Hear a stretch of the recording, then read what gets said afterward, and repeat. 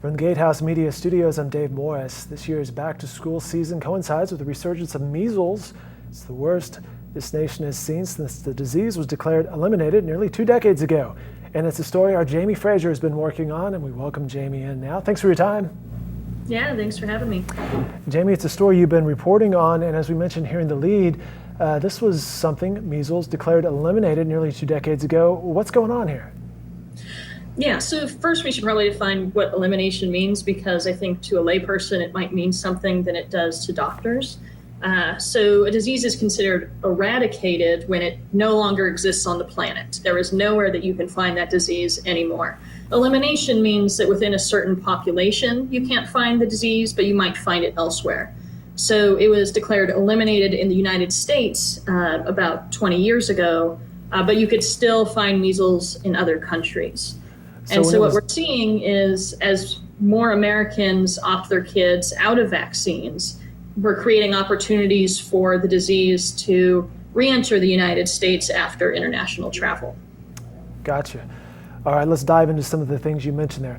How many cases of the measles have popped up recently? So since January, there have been more than 1,200 cases of measles, which is the most since 1991 in the United States. About 3/4 of those cases have been linked to outbreaks in New York State. So either people in New York or people who traveled to affected communities and then took it back to their home states. The other quarter were initiated when someone traveled overseas to the Philippines or Ukraine and then brought measles back to their home communities and spread it to other people who were unvaccinated. So at the beginning of this topic, and you touched on it there for a second, we mentioned back to school. So of those over 1,200 cases, how many are the kiddos? So the detailed information provided by states doesn't always break down the ages of people who are affected, but the CDC does require states to give them information on the number of unvaccinated kids in schools.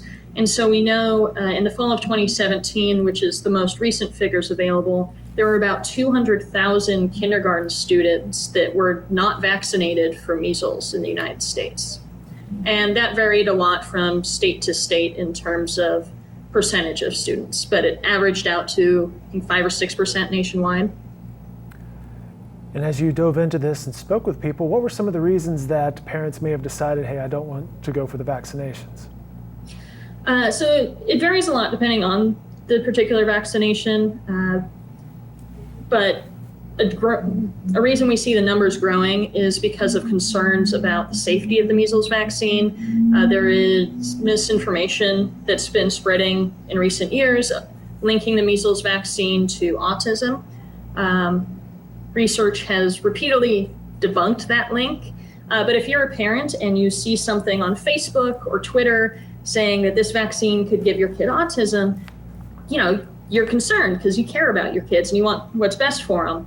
And it's easier than ever to be duped online as more groups present polished fronts, but they're really promoting misinformation. And so as a result of that, we've seen an increase in the number of parents that have tried to opt their kids out of the measles vaccine in particular. Chatting with Jamie K. Frazier here with Gatehouse Media News on a story she's working on about how measles cases have skyrocketed as the kids are returning to class.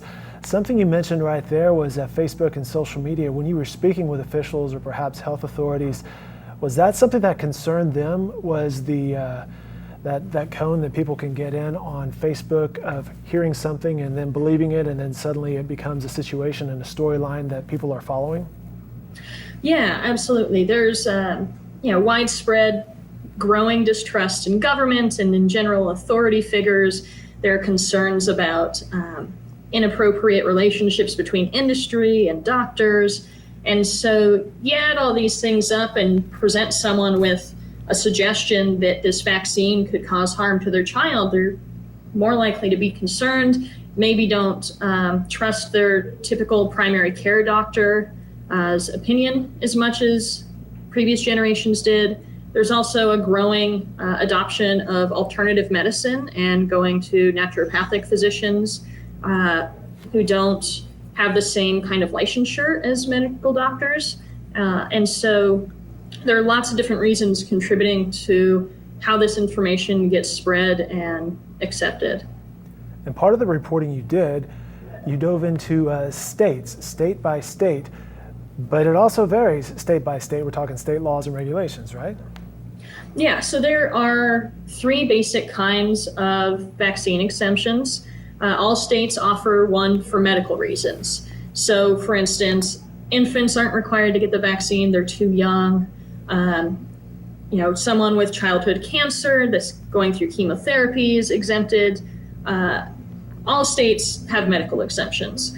Some states also have religious exemptions. So, for instance, not measles, but a different childhood vaccine was developed using cell cultures from an aborted embryo. And so some Catholics would exempt their kids from getting that vaccine because of religious beliefs around abortion. The Pope has since said it's okay to take that vaccine because it didn't lead to any further abortions. But that's an example of why someone might seek a religious exemption.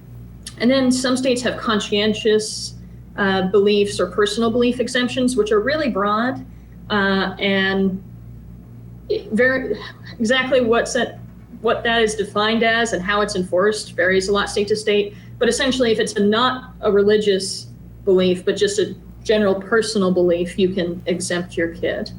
And so because it's much easier to get exemptions in some states than others, you see a lot of variations state to state in how many kids get vaccinations. It's all part of the story, all part of the data that Jamie Fraser has worked on. And you can find that story coming up on Gatehouse Media sites and gatehousenews.com. You can follow Jamie Fraser on Twitter, Jamie K. Fraser. And Jamie, we appreciate your time and reporting today. Thank you. Thank you for having me.